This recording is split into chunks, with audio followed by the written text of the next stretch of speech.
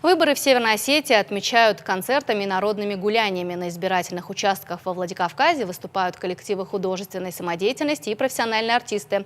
Жители города порадовали Олег Тайсаев, вокальные коллективы «Радуга», «Рухшана», ансамбль гармонистов «Фандыр», коллектив даулистов «Нарты» и другие исполнители.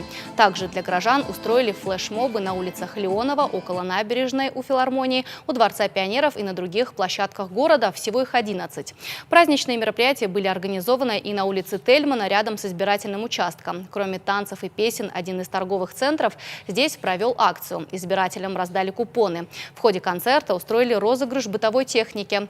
Кроме того, предприниматели развернули мини-кухню. Жители угощали остинскими пирогами. Это все сегодня сделано абсолютно бесплатно. Это так, чтобы люди поняли, что увидели, вернее, что это на самом деле праздник. Вот вы сами видите, сколько народу сюда пришло.